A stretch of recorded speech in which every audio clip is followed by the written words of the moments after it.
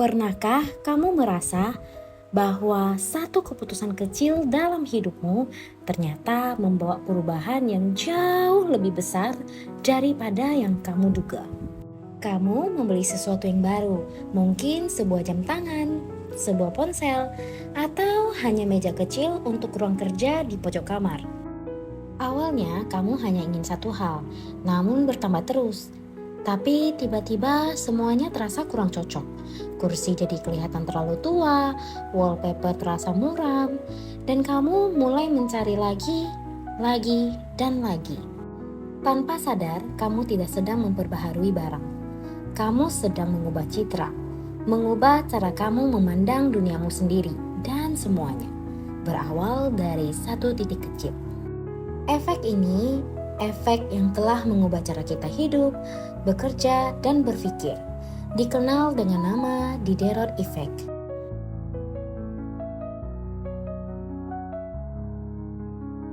Tahun 1769 di Prancis, hidup seorang filsuf bernama Denis Diderot.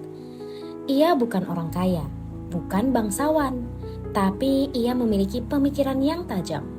Ia adalah salah satu penulis dan pemikir paling berpengaruh pada zamannya. Dikenal sebagai editor ensiklopedia besar yang menjadi pondasi pengetahuan modern. Hidupnya sederhana, baju dan rumahnya biasa, tapi ia cukup dan damai. Sampai suatu hari Diderot menerima hadiah dari seorang teman, sebuah jubah merah tua. Bukan jubah sembarangan. Kainnya halus, warnanya dalam, jahitannya rapi, dan saat ia mengenakannya, ia merasa seperti orang lain, lebih berkelas, lebih terhormat, lebih tinggi. Tapi ada yang berubah. Jubah ini terlalu mewah, hingga membuat seisi rumahnya menjadi biasa saja. Karpetnya tampak kotor, kursinya tampak reot, rak bukunya terlalu murah. Dan perlahan-lahan Diderot mulai mengganti semuanya. Ia membeli karpet Persia yang mahal, meja kayu ek, lukisan dinding, perabot elegan yang sepadan dengan jubah barunya. Dan akhirnya ia menulis dalam sebuah esai reflektif. Aku dulunya adalah tuan dari jubah lamaku, tapi kini aku adalah budak dari yang baru. Efek Diderot adalah pergeseran gaya hidup yang dimulai dari satu benda kecil.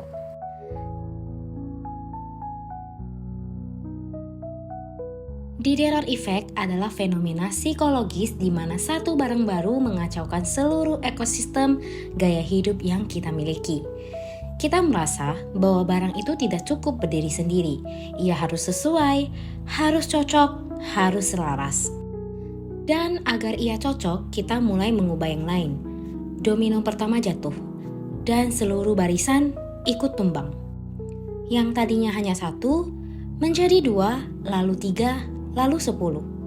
Bukan karena kita butuh semuanya, tapi karena kita merasa barang itu pantas mendapat lingkungan yang sepadan. Efek ini bukan tentang barang, tapi tentang identitas. Tentang bagaimana kita merasa harus menjadi seseorang yang cocok dengan hal yang baru kita miliki.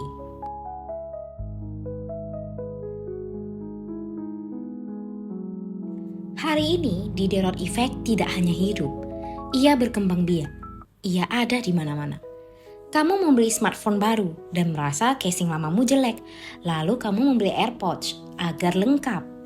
Lalu tas kulit biar cocok. Lalu, kamu mulai merasa baju pun harus di-upgrade. Semua harus terlihat seimbang, sejalan, dan serasi. Atau kamu beli sofa baru, lalu mendadak dinding rumahmu terasa kosong. Gorden harus diganti, lampu harus diganti, karpet, meja, bahkan aroma ruangan pun ikut berubah. Satu keputusan kecil mengubah seluruh suasana hidupmu.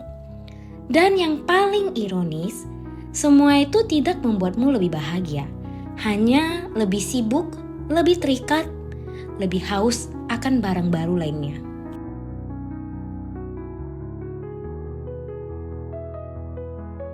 Mengapa kita bisa terjebak? Mengapa satu benda bisa mengguncang cara hidup kita? Karena kita tidak sekedar membeli barang. Kita membeli rasa cukup, rasa percaya diri, rasa aku ini siapa. Setiap kali kita membeli sesuatu, yang benar-benar kita cari adalah versi ideal dari diri kita sendiri. Bukan laptop, tapi citra produktif. Bukan parfum, tapi citra menawan. Bukan mobil, tapi status. Kita tidak sedang mengisi kebutuhan. Kita sedang merakit identitas. Dan itu yang membuat efek ini sangat kuat dan sangat sulit untuk dihentikan.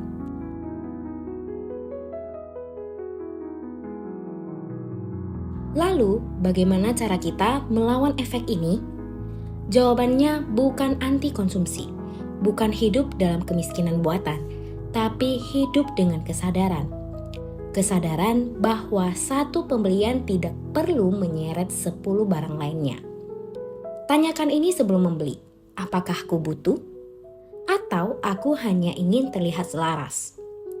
Latih dirimu untuk menerima ketidaksempurnaan.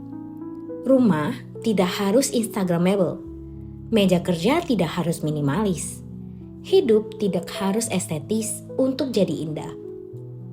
Kadang, yang kamu butuhkan bukan barang baru, tapi cara pandang yang baru.